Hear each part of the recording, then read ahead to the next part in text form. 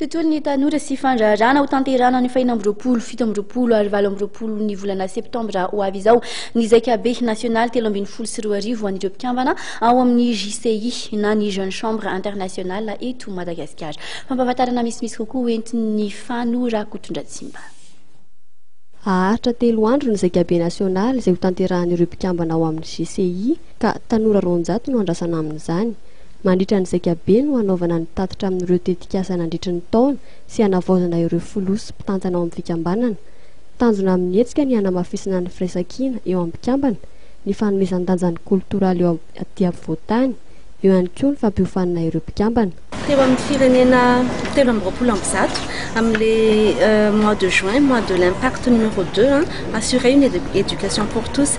Iny le nareo efa misy be dia be mifandray amina, iny le atao isaky ny toerana misy JCI local dia fanohanana sekoly ambaratonga ambany marefrefo isaky ny toerana misy an'izay JCI local zay, dia izay zany no avondrona anisan'ny zavatra lehibe avoaka ao. Ny zavatra lehibe faharoa koa dia tena hoe fisokafan'ny JCI Madagasikara any ivelany satria tamin'ity taona zao misy JCI Madagasikara zao nisy mpisolo-tena tany amin'ny conférence de zone Afrique et Moyen-Orient dia nisy mpisolo-tena koa JCI Madagasikara tany amin'ny Académie de Japon.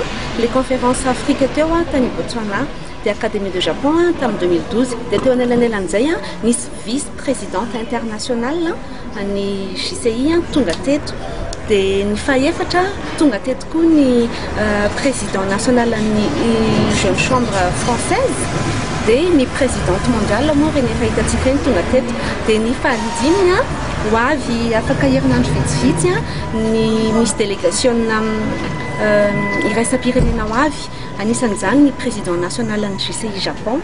JCI Japon zay misy eo amin'ny 45 000 membres nefa ny JCI Madagasikara 400 membres. Maro ireo mpiara-nantoka amin'ny mpikambana ao amin'ny JCI, anisan'izany ny BFV Société Générale. Ny antony andraisan'ny BFV Société Générale anjara amin'ny convention nationale ny Jeune Chambre Internationale amin'ny tontolo ity moa zany mitsotra amin'ny maha-orinasa mandala ny fandrarana maharitra.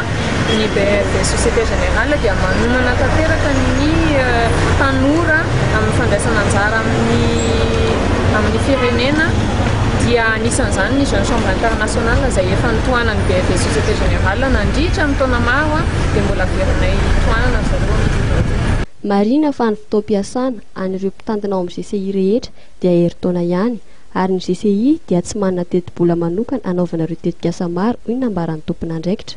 Mahakasika ny fanatanterahana ny zakabe indray dia manontena ireo mikasa hanatrika izany hoy ny nambaran'ny tompon'andraikitra, ka izy ny fisoratana anarana ho an'ireo mpikambana vonona hanatrika izany.